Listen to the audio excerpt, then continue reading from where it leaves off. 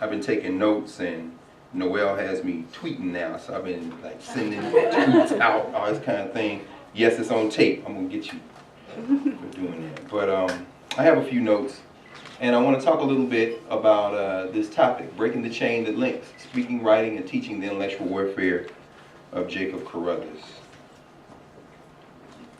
Intellectual Warfare is not a book that can be summarized, and the chapters that have been discussed today so thoroughly has really put us in a position not really to say much more. All I'm going to do is go through some slides. Well, I'll let the outline speak for itself. Talk a little bit about each of the chapters in the text, some keywords and some reflections on those keywords. And I say that in the context of not so much summarizing, because I don't think we can summarize, and thank goodness this is being taped, because I think this really is a day of conversations that need to be studied. I know I'm going to study it and really sit and let things resonate, really write and think some more about these things. And I want to talk a little bit about teaching intellectual warfare. I'm bad enough, I didn't do PowerPoint for years, but I guess this is where everybody is now. No, everybody's not here. Are they Prezi or something? This is my concession to technology, but I keep my own little pointer. I'm just teaching intellectual warfare, basic lessons for Africana studies. That's the day job we have, and I think by this stage we're supposed to be out of these institutions, but we still need them, so we're here for the time being. So we work in Africana studies, or some form. Inner city studies, of course, being the strategic name. And I didn't know until today when Conrad showed me that there was a proposal for this to have been the Jacob Carruthers Center for Inner Cities and Africana Studies, which would have been neat. But again, these are just words. We're just in a moment of transition. But I want to talk a little bit about what that means in terms of teaching our young people. I'll never forget something Dr. Carruthers said many years ago in Philadelphia for a meeting of the Board of Education of People of African Ancestry. This was in the mid-90s. And he was talking about, the clash, intellectual warfare in the context of education. And he said, unfortunately, our children are in the public schools. So, for all the independent schools we have, the mass majority of our children won't get to them, not in the short term. So how do we reach them? And having spent most of the last 20 years of my life, certainly the last 2 decades dealing with young people, K-12, a lot of college, but a lot of high school, and a lot of teenagers. The question becomes, how can we create situations where they can begin to engage this work and engage it from where they are, and then link them to where we need them to be. And so I want to talk a little bit about that, and that'll be the kind of proactive dimension, because we don't need to review today. Quick quote from Baba Jetty, of course. This is one of my favorites, of course, and I know this resonates so many times with us. This is, of course, from his 1995 book, Meta Nature. We can say at this point that the battle to liberate African thought from non-existence has been decisively won. That's clear. The African defenders and European saviors have demolished the fabricators and their collaborating African scholars on that front. Now we must rescue the victim from European philosophy and science, and that's been discussed very thoroughly today.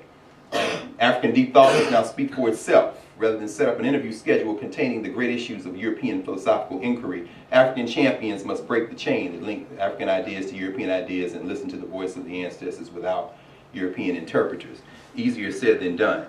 Most of our young people are not familiar with Meta Nature.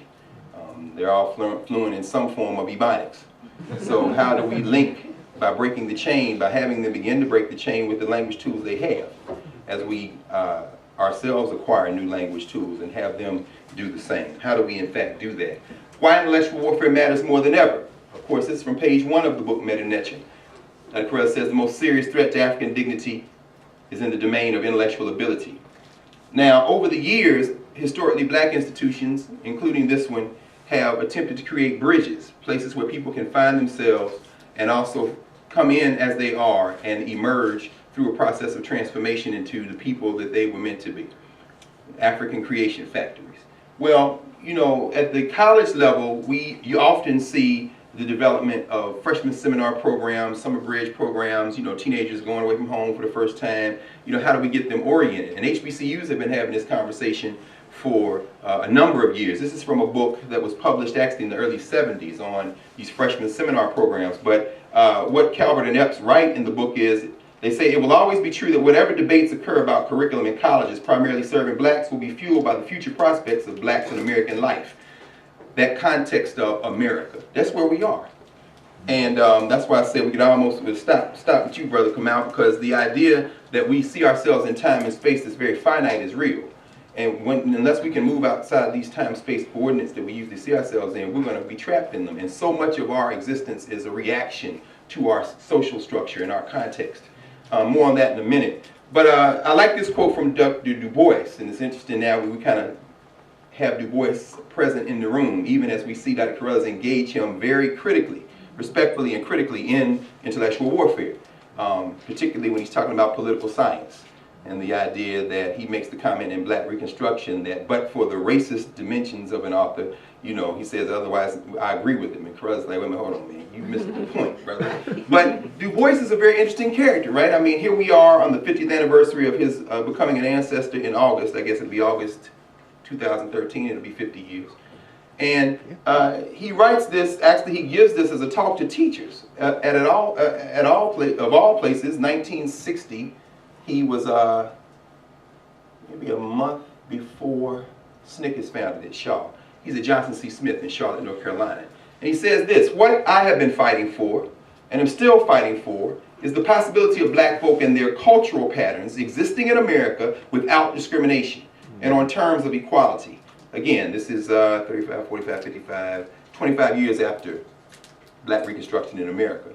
He says, what we must do is accomplish two things: the utter elimination of color discrimination in American life and the preservation of African history and culture as a valuable contribution to modern civilization as it was to medieval and ancient civilization. And when he says that, I thought about, and again, this is just a few of the select speeches from Jedi Shimshu Jehudi, the one who speaks as a follower of Jehudi. And of course, there's a much more comprehensive accounting in the program, so there's no need to linger here. These are just some of the things that he wrote. But as I thought about what Du Bois wrote, I thought about what, in fact, in intellectual warfare, Dr. Carruthers writes as it relates to that very similar thing. As we look at the various sections of intellectual warfare, it's very clear that he's talking to different audiences at different moments. And in a couple of the articles where there is a mixed crowd, including some folks who might consider themselves certainly sympathetic voices to the African intellectual movement, of which he says we should always be suspicious, Dr. Carruthers talks about the idea that we are not against, as African people, as African nationalists, we are not against the idea of equality in this country, at least in terms of equality of law, equal protection, due process, these kind of things. But that's not our objective. Du Bois is very clear that that wasn't his either.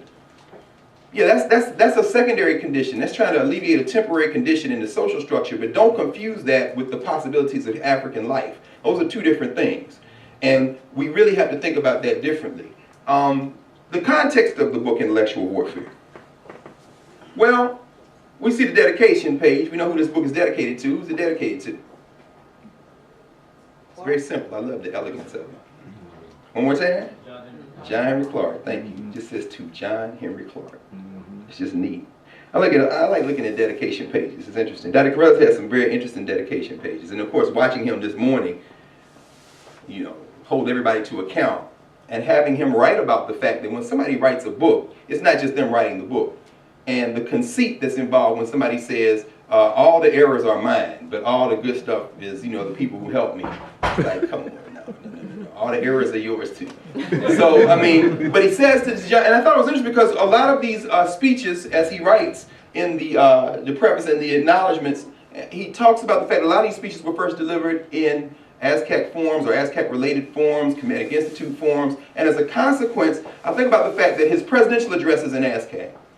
And every subsequent presentation that I saw were almost like timekeeper events. John Henry Clark had that function, the keeper of time. What's our time-space coordinate at any given moment? And Dr. Carruthers would always talk about the state of the war, whatever else he was talking about. What is the state of the war? That would be a section of my comments, giving us a contemporary kind of notion. So in some ways, it's not just JHC and JHC, John Henry Clark and Jacob Hudson Carruthers. It's almost like they just passed that timekeeper baton one to the next. Just like the staff was passed right here in Chicago when Dr. Carruthers was initiated into elderhood, and we were there, and Dr. Clark gave him that Jehudi staff. It's like you have to take the next lap to keep the time. We always need a timekeeper. You think about John Henry Clark's book, Notes on the African World Revolution, of course, the Queen Mother Moore poem, Watchman, what's the hour of the night? Chancellor Williams, The View from the Bridge. Somebody who can, or some group of people who can provide some contextual commentary so that we don't get stuck in the, as it said in the Chicago group, the Here and Now Committee. The fire we have to put out tonight. It's like, yes, that's the Here and Now Committee. Let's get a time-space check on this because it's very important to understand. The preface deals with the organizational thrust. When you look at intellectual warfare, it's very clear when you look at the preface that he does talk about the fact that these essays reflect the thought of the Chicago group and the African community of Chicago, and he goes to talk about all the various organizational bases, reiterating the fact that he did build institutions, as has been said a lot this afternoon. The acknowledgments, he's present in time and space, from family to all the people in his extended family who basically created and helped him create these essays, to the credits where he models institutional memory. It's important to understand that we don't just have heroic individuals, we have heroic communities. And often we don't see the heroic communities. This space is a heroic community space. It's not a space a lot of people are aware of. So I took a few pictures and tweeted them. I want people to understand when you see individuals, you're not just looking at them, you're looking at the spaces they're from. And we don't often tend to our shrines. And by that, I don't mean keep them secret. There are shrines you shouldn't show everybody. But then there are also places that people should be very much aware of because they may be called upon to protect those places. And this building is one of those places that people should be well aware of because it could pass away without people ever knowing it was here. And then finally, the introduction. The interplay of speech as oral and written word. Of course, he says most of these pieces, before they were written down, were outlined or delivered several times, in fact. Intellectual warfare, keywords and reflections. 5 sections. I'm going to give a few keywords and reflections, and I'm not going to take long on this because all this stuff has been covered today, so I don't need to do it. I want to get to the second part. The part 1, the nature of the war, I kind of refer to that loosely as battlefield missives. He's giving us updates in terms of what needs to be done from chapter 1 through chapter 5. Thank you. Very good. All right. The Battle for Kemet, chapter 1, Reflections on the History of African Worldview, chapter 2, chapter 3, Thinking about African Thought, chapter 4, African and Western Education, Problems and Prospects, which we just heard, going through remarkably, I think. Chapter 5, An Alternative to Political Science, almost all those chapters have been discussed today. So, you know, it's interesting when we look at chapter 1, the question of international war and civil war. These concepts, and there are a lot more concepts again, as I said, but I'm just kind of touching on a few of them. The idea of international war and civil war is important because the first concept for Jacob Carruthers is the concept of us versus the people who try to keep us down, keep us oppressed, miseducate us, keep us disoriented. But this civil war concept is very important as well because that civil war concept in chapter 1 is what sets the frame for everything that comes after. We are fighting a civil war, but the civil war shouldn't be elevated to the same height as the international war, and Carruthers makes that clear. The Civil War should not divert us from the fact that our common enemy is in a larger context. So when Dr. Carruthers engages in intellectual warfare in sophisticated reads, even when he gets to the section where he's dealing with these Negroes like Henry Louis Gates and Cornel West and others, there's still a sense that we have to engage them and find whatever we can that is useful, but not get caught up in this intra-Nicene conflict between ourselves and Negroes who have either lost their minds or decided that we can't win. And it's interesting in rereading intellectual warfare again, and several people have said this today, every time you read Jacob Carruthers, you learn something new. I think that's true probably with most good writing. You learn something new. But one thing that just resonated with me again and again is how much of what comes out of my mouth he wrote in my mind, one way or another. I mean, because when you have a shorthand, you sometimes forget, and it can come out and you just think, okay, I'm just crazy. And then you go back and read, no, there's a logic behind this shorthand. And when we don't reread, and young people, I put this on young people in part because there are none here to take the weight, and I can use them kind of as a straw woman and a straw man. But young people are illiterate. You know, I mean, by that I mean they have the ability to read, they choose not to. And reading is bad enough. Rereading is almost impossible. People read things and say, I read that. No, you got to reread it. Reread it. Otherwise, you run the risk of becoming an echo chamber.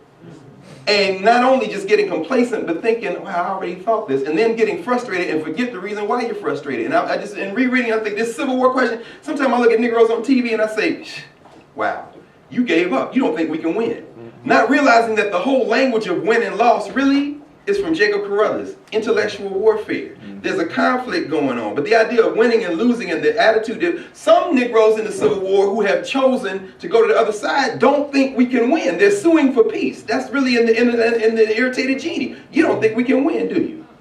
So, okay, you really think you're doing this for our benefit because of you really don't think we can win. And I absolutely understand. That's why I love the metaphor of darkness in Africa being this complete darkness. When you're lost in that context, we can't win. Let me sue for peace. Wole Soyinka has a new book on Africa that's very interesting. He's saying that perhaps in the future, Africa will be the arbiter. Africa will be the peacekeeper. Africa will be the one to keep these crazy people in the world away from each other. And eventually people will turn to Africa for some sustenance, from some leadership, beyond material resources, for intellectual, cultural, and even spiritual leadership. It's very interesting how he deals with this question of Yoruba. And now he's saying, oh, Soyinka's got... Elders have moved to the stage now where it's almost like they're trying to get their last speeches in order. Because Soyinka has written this book, Chinua Achebe is dealing with Biafra, and the new book he just wrote, There's a Country, Ikwe Arma, of course, with Eloquence of the Scribes, now half a decade old, a little bit over half a decade old, I guess about 7 or 8 years old now. And then, of course, Ngui wa Thiong'o in his book, Something Torn and New, in his recent book, Global Ethics. It's almost like, okay, I'm tired of trying to make peace. Let me just make my account. Of course, Armand's been clear for a very long time, but these other brothers are kind of coming along with their comments. But this idea of war is real. Chapter 2, Worldview, Ideology, and Cultural Orientation. When you see in Chapter 2, Dr. Carruthers deal with this question of cultural orientation, he's really talking about worldview. But he's talking about it in a context, and here I'll just go over it for a second. In the history of the African worldview, Afrocentric worldview, and Mama Ife took us through this, he's introducing concepts that he has had brew in his mind a long time in the Chicago group. We saw a picture of Bobby Wright. We saw this whole, and he delinks the notion of ideology, which is very important. He says, let's not get caught up in ideology. There's a deeper concept at work here. This question of worldview is more important.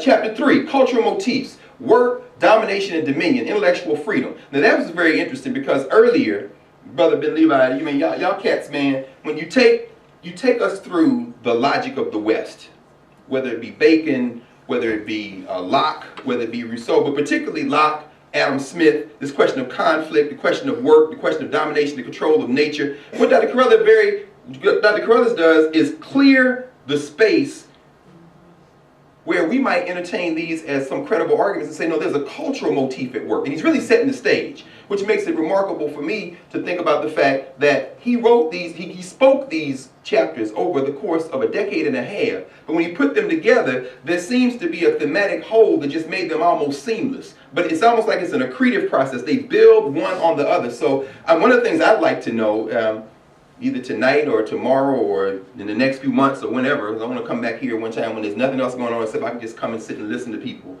is what was the thinking that went behind the sections? How were these things resectioned? I'd like to hear the conversations, some of them that took place in terms of how this thing was put together, because they are accretive. Chapter 4, Ancient Tradition, New Orthodoxy, Academic Disciplines, Equalization, Historical Framework. And again, that chapter was just covered beautifully. I just want to point out one thing, the question of academic disciplines. Again, we haven't given up the idea of academic licensure. It's a schizophrenic moment. ASCAC has successfully kind of held it at bay, but there's still a class hierarchy at work that Dr. Carruthers fought against, that ASCAC has fought against, that he deals with very clean and clearly in part 1 of Intellectual Warfare, but that still persists. The idea that we should privilege what one person says over what another person says, based on what white person gave them some paper. It's a very difficult thing to displace, but Dr. Carruthers tries to deal with that. And the question of academic disciplines, I think, plays a very important role in that. Chapter 5, Governance, Politics, Territorial States, and Cosmopolitan Ethos. This was a very interesting chapter to me. And again, we've heard it talked about. But when Dr. Carruthers introduces the idea that Kemet had a territorial state, and we heard it earlier, just put beautifully with Professor Jones dealing with this question of the question of Kemet as a state. Not even a proto-state, as Sheikh Anta may say, but then coming behind her, Marlon McClinton dealing with the Shabaka text. When you look at the Memphite theology as a text of governance and theology, what you're seeing is a state that doesn't exist in Greece. And he makes the point in chapter 5, Greece never got beyond city-states. So their idea of broad governance was theoretical. You know, and the Greeks and the Romans are different in this regard. Greece is said to have given the inspiration, and Rome is the one that puts the boots on the grounds and makes the thing real as we wait to see whether we're going to get a black face on white power over there after Benedict, who used to run the Catholic Inquisition, I guess, has decided he's tired and wants to go home. But the idea is it was the Romans who actually built on the idea. But what Dr. Carruthers points out is, but the idea of broad territorial governance is an African concept. Now, as we talk about these questions of sovereignty, I'm constantly trying to think about how we think about sovereignty. And of course, I'm glad you mentioned the Okotos. And of course, Professor Ani has been doing this work for a very long time in the Urugu, disentangling the ideas of governance, Europe and African ideas of governance. Carruthers in chapter 5 does the same thing, but he's in a unique position to do it from his perspective because he is a Negro who has a PhD in political science. And sees the conflict up front, which I think is nothing more useful to deal with Europe than being able to have come out of the European background but have been grounded in an African background. And as much as I'm sure Howard would love to have claimed him, I'm glad he didn't go to the Negro College. I'm glad he stayed where he was. It was something very important about staying where he was. And if you know that tradition in Texas, particularly the black church in Texas, whether it be the Methodists or the Church of Christ, there was something very real about small group governance. It's a very Igbo moment. I mean, you know, they organized on a large kind of imperial structure, these Methodist Church and the AME Church and Church of Christ, the Black Church of Christ, and Marshall Keeble and all those guys. But at the very local level, there's governance going on. So the things he was able to model and then see emptied into a learning institution, and of course, we don't have time today, but you know, to think about people like Henry Allen Bullock. You know, I mean, the idea that he could deal with this question of education to people who knew what education meant. You got 10. Okay, thank you. Because, you know, yeah, I got my watch. I'll probably only going to take 9. I'm going to hurry up and get out of here. Part 2, in fact, I'm going to speed this up. Part 2, Defenders of Western Civilization. I think about this as the strong defense as offense section. Because what he's doing in this section, of course, is taking on the Europeans. And Ben Levi, you did this, man. It's on tape, so we should just get the tape. I'm not even really going to, I'm just going to say very quickly, and Mama Ife was back there when she mentioned Yurko, you know, she said, yeah, he would have been categorized as a soft liner for Dr. Carruthers, right? Soft liners and hard liners. Soft liners, well, I'll come play with y'all, but don't never mistake now. I'm still playing for the other team, but I don't have any problem helping y'all because I don't think we can win. So therefore, I'm going to help y'all try to understand that we can't win, and maybe y'all will make peace with these people like I have. But, you know, the hard liners, however, they just know we can't win. You see, and so in chapter 6, he takes some of that on. Tricontinental antiquity, this is something I remember many times us having this conversation about tricontinental antiquity. Displacing the idea of Mediterranean studies. That's come back now. They will tell you heard, I mean, Brown University's closed its Egyptology program. They have ancient Mediterranean studies. Howard has proposed the same thing. That's the rearguard action in the classics department. They lost the battle. We were able to beat them back. Africa beat them back over a 2-year process. So they have regrouped under ancient Mediterranean studies.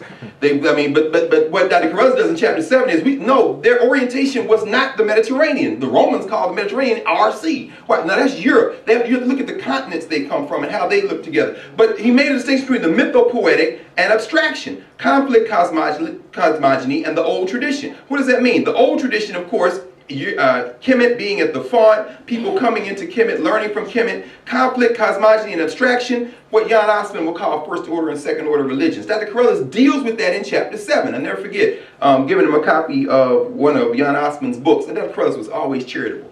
If he had a copy of the book, he didn't tell me. And you know, I have and remain naive. I read stuff and be like, this is very interesting. Now, other people say that's garbage, but see, I'll read the laundry list and be like, oh, a skirt that's blue and red. Haitian flag is blue and red. I don't know, I mean, but that brother, okay, let me look at this. Anyway, but Jan Osman has since written a book, Germany Egyptologist, where he makes a distinction between first order and second order religions. He talks about first order religions being those faith traditions that come out of a culture, out of the language of a culture, out of the practice of the people. A second order religion is usually from people from the outside. They declare the first order religion a heresy and then try to convert you. You can't convert people to first order faith traditions because they come through your ancestors, which is why I thought that the discussion earlier about theology was so brilliant. You're dealing with a question of bloodline relationship all the way back to the moment of creation. So you can't convert someone to that. Everybody has their way and path to that. But what Dr. Carruthers does is say that when you see the Greeks and then the Romans empty into this and then empties forward, what you see is the abstraction of that moment. The mythopoetic, as you said, myths are things that can be used. But when you go to abstraction, you create the space for conflict cosmogony. Another of the the words that Mama Ife mentioned, that he talked about fundamental alienation, the metaphysics of alienation. Very important, because it is the metaphysics of alienation that gets you that can allow you to say everything you said is a lie, everything you believe is a lie, whether it be historiography, whether it be religion, and I need to convert you to my way because you are lost. Chapter 8, cultural baggage, intellectual crimes, common sense. This is interesting because chapter 8 and chapter 9, I think this was a chapter where he was talking to a mixed audience. I think this is the NEH lecture chapter. Because at the end, it's not like he's suing for peace, but he's saying, look, what Europe has done in terms of this notion of historiography is a crime. And cultural baggage that Europe brings in, we should not inherit. And once this stuff is displaced, I think this is the one on the race of the ancient Egyptians, isn't it? Chapter 8? What's chapter 8? Yeah, exactly. He says at the end, common sense will prevail. And I'm saying, that's Jay Carruthers wrote that. This must have been some white folks in there. Because I remember he said this is one of the speeches where I was in common sense. Are you holding a glimmer of hope that common sense can come out of Europe? Or I wanted to answer that, and somebody will help me because I'm sure there's a tape of the speech somewhere, another version of it. But at the end I'm thinking, that's interesting. Man, I wish I could ask him. Maybe he'll tell me tonight in a dream, but I think about it hard enough. He probably will come. He comes enough other times for stuff. Chapter 9, cultural pluralism, multiculturalism, decomposition, American identity, cultural revolution. This is a chapter, of course, where he takes on Schlesinger, who was riding high at the time that he wrote this, of course, and attacked everybody, including Leonard Jeffries. And Jeffries was kind of like the face of that. 5 minutes? How much time do I have, Mary? You have 5 minutes. I'd like you to, before you finish, is to say something about the upcoming ASCAC conference. March 14th through 18th, Howard University, Washington, D.C. Go to, what's the website, Noel? ASCACfoundation.org. Thank you very much. Chair now observes the rest of the time. Okay. No, I live in Washington, D.C. I watch a lot of C-SPAN, so that time did not come out. You're the chair, right? All right. Part 3. I'll say a little bit more in a minute. Intellectual Civil War, Rise and Shine. I like Rise and Shine. This is what they used to say when they would do the cutting contest. There's a lot of musicians in here, musical folks. When they would play piano, like Earl Father Hines or somebody, or Art Tatum, and they would play, somebody's playing, somebody else come out and say, Rise and Shine. Meaning what? You got to get up off the piano. It's my turn to play. Right. This is the My Turn to Play section where he takes on these Negro scholars. Black Talk and the White Question, Fragmented Philosophy, and the Hybrid Philosophy of Cornel West. Chapter 11 is still the best single piece I've ever read dealing with Cornel West. There has been nothing written that's even close to that, because he doesn't savage West. What he's saying is this man has created a crazy quilt with a little bit of quotations for black folks, a worship of Europe through John Dewey and others, and he's saying basically we can't win. That's what he's basically saying, and trying to ravage the black nationalists, because if the black nationalists have a credible argument, Cornel West's whole identity goes into the trash can. But it's done in that typical characteristic Carruthers style. Very generous, but not forgiving. It's very important. Loose cannon in search of losing cannons. I won't even get into Henry Louis Gates, except to say that it's interesting in chapter 12. In fact, let me just give me a second here, because I need to look at my note. No, because when people on chatting, I don't want Mira to come get me. That's just painful to watch. I don't like to watch it, so I don't want to feel it. So you know what I'm saying? It's not. Let me go page 210. I think 210 is the page. Man. Do the right thing. No. Ozzie Davis told Spike Lee, always do the right thing. And Spike said, I got it, I'm gone. So I'm not ready to say that. Let me see, the epigraph is here. Yeah. What he says is that, I don't see it, I thought I had marked it. But in this chapter, he has a line where he says, doesn't Gates understand, don't these Negroes understand that once the real enemies of the Europeans have been defeated, that they're going to turn on them?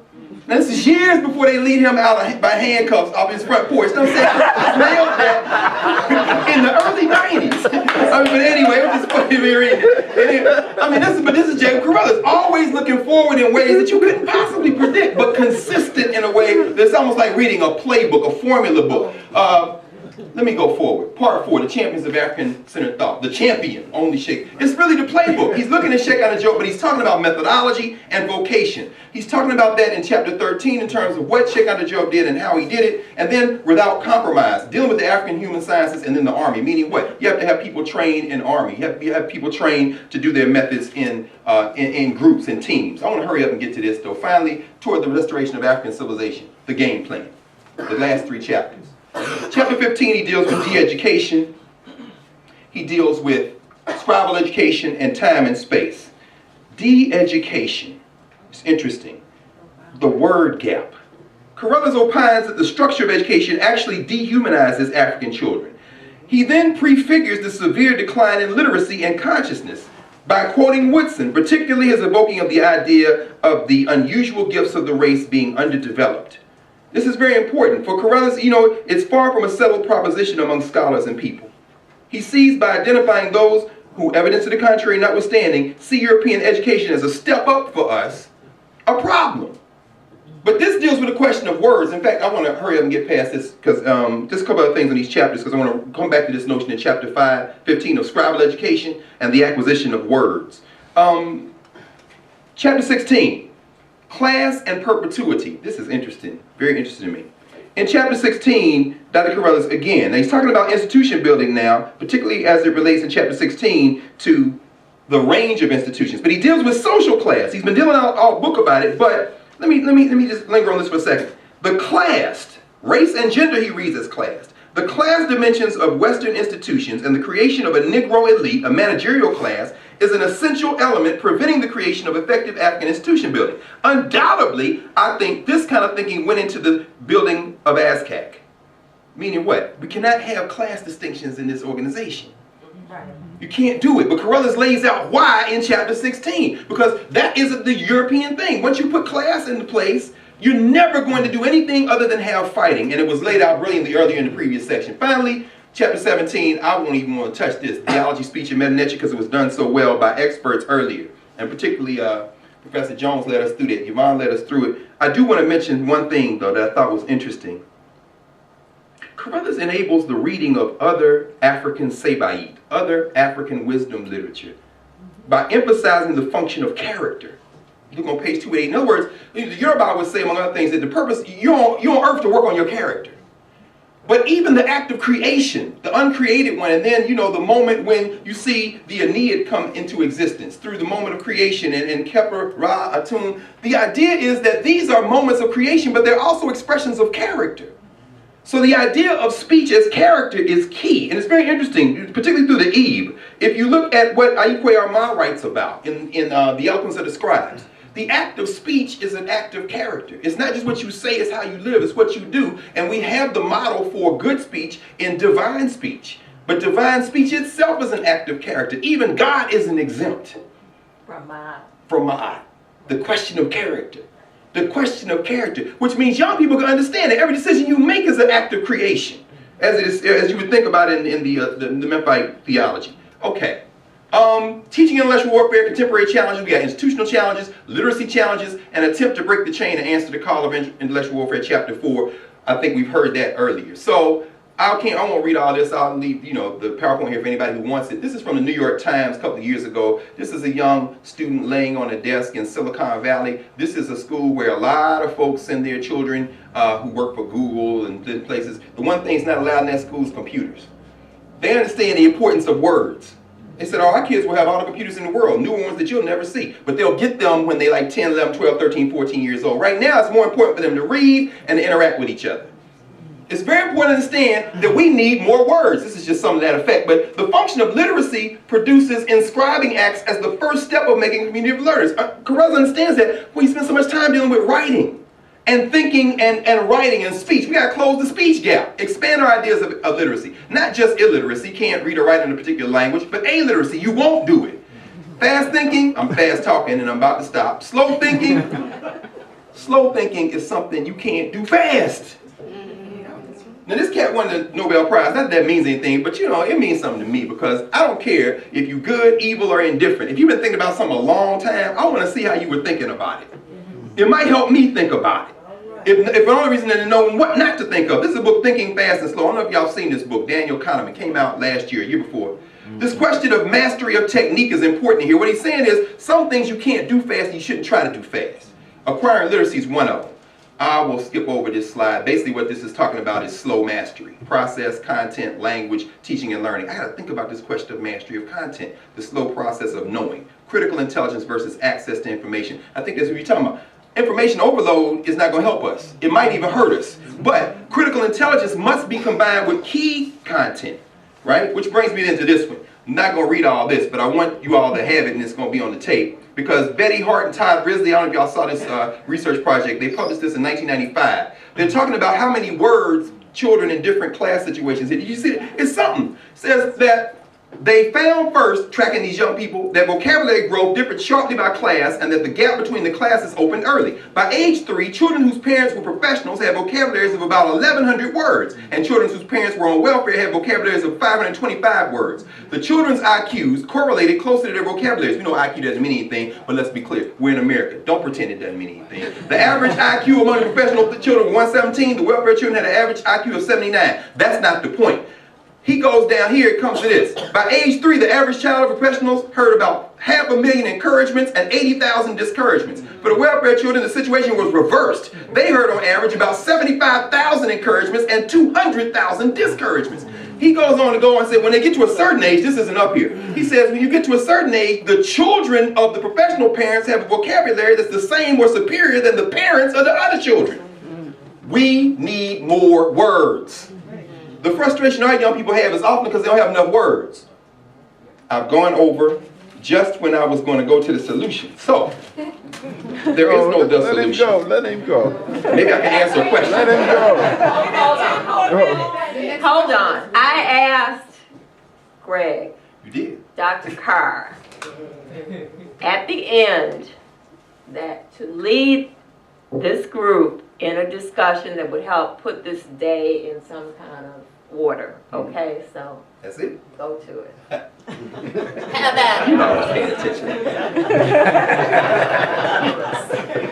Let me very quick. Let me do my due diligence. It's 3:39, right? 3:40. 20 minutes to 4. You got 15 minutes. Okay, I'm gonna take one of them to say that, of course, as I said before, the ASCAC conference is next month, 14th through the 18th of March, at Howard University, Washington D.C. We're set up for everything, right, y'all? Yeah. You can order online, go to register. Everything is there. All the information is very basic, very simple, step by step. That's because of the Chicago group, y'all, leading us into the whatever century it is, whether you want to say 21st or 61st, or if you want. But either way, in this time, we are ready. So all the abstracts are in. The call for papers are in. I think we have a record number, probably close to 70, maybe a few more. And, you know, there, and it's going to be a working conference. There are a number of things, you know, we plan on doing. So, but please just go to the ASCAC website. What? Say it again, Noel. ASCACfoundation.org. ASCAC Foundation, all one word, .org, right? Yes. We got Twitter, don't we? Yes. What is it? At ASCAC Foundation? No. Ha ha! Misinformation, but I'm misinformation. Yes, do not log into that account because that's not ours. No, I know. I don't know nothing about the cyberspace. Go to the website. Okay, very quickly. The question that we're always asking ourselves, dealing with young people, is how do you get young people to think differently about their education and come into this space, right? Well, these 6 categories are something that we developed in Philadelphia about 8 years ago. And I use this in my Introduction to African American Studies class at Howard. There are 6 categories. These categories, again, go back and rereading Intellectual Warfare. I'm like, man, this is Carruthers. Of course it is. I mean, you see governance right there. But what it is whatever you're studying. This was developed in Philadelphia for an African American history class. And believe me, this is not the answer, because I'm standing in a space where y'all been doing teaching about Africa for years. And in terms of something we can do today, I think that's something that if you're in Chicago, you should be coming to teaching about Africa. That's very basic. It's still going on, right? Yeah. Yeah, it's going to be doing, okay. I mean, it's got to be, if it's not, it's got to be revived. To me, that's really the space, you know, when people come. But our thing was, thinking about that brother saying, our children in public schools, how do you get into a classroom of young people, 8-year-olds, 18-year-olds, 28-year-olds? How do you get in that classroom, get past the teacher, who could be either miseducated or don't think we can win or an open enemy? How do you get to the curriculum? Something that we've written more about than, I mean, my goodness, people in this room, if we had all the curriculum we've tried to write, we could fill up a warehouse. Is it about the curriculum? Yes, but is it about asking the right questions? And before we get to the conceptual space that completely displaces the one we're in, can we build a bridge so that people can find themselves in liberation from where they are, by beginning from where they are. So what we thought was, if we create these categories and questions, you can then have students ask this question. So no matter what you're studying, let's say you're studying, Barack Obama came here yesterday. Okay, we're going to talk about it systematically. We need methodologies, what Carella said. So the first question you ask yourself is, what is the social structure that the people you're studying find themselves in? Social structure question is the question of the mess. What is the social structure? The second question is, what is the governance structure? How do the people you're studying in that space relate to each other? And by people, I mean Africans. So this question is, who are Africans to other people, and who are Africans to each other? Those are two different questions. But governance, see, you can begin to plug in intellectual warfare. I'm going to take a couple more minutes, then we'll do some conversation. Ways of knowing. Ways of knowing is the epistemology category. The epistemology category, or the theology category, or the metaphysics category. Again, when Carella is writing about this in the last chapter of the book, he's saying that Aristotle could have easily called what he was calling metaphysics, he could have called that theology. But the idea is, how do people know what they know? How do the people you're looking at know what they know? The next question, science and technology. Again, that could almost be theology as well. If you look in the second section of the book where he's dealing with these questions of Europeans, he's saying, y'all have made a false distinction between sacred and secular thinking. But science and technology is, what did they develop to navigate their physical, their human environments? Movement and memory. As they go from place to place to place, how do they remember the experience? And cultural meaning making. How do they mark the experience they're in now? I'm going to go through these again in sequence so you can see them. Social structure. What is or are the social structures in place for the people discussed? In other words, what social structure do the people being discussed live in under the time we are studying? Examples are capitalism, plantation, manufacturing, extraction-based enslavement, debt peonage, direct or indirect rule, colonialism. These are the things that usually, when you talk about black people, that's the stuff in the textbooks. Black people were in slavery. No, that was the social structure. The question is, who were they to each other? How did Africans being studied organize themselves during this period, and under the particular social structure they find themselves in or subject to? Examples from this category include family-based social groupings, village-based systems, state-based systems, going on. The category corresponds generally to the division suggested by Dr. Carruthers in his old traditions model. And we talked about the old traditions. Ways of knowing. Again, various ways of knowing. Vodun, Santeria, could be Yoruba, Akan, Zulu. This is kind of like what you were saying. You know, how do we apply our knowledge systems in any particular space? The ways of knowing. Science and technology. What types of devices were developed to shape nature and human relationships with animals and with each other during this period, and how did they affect Africans and others? This category could also have been named the theology or African human sciences example. The architecture, animal husbandry. Again, what are we envisioning? So don't get too abstract.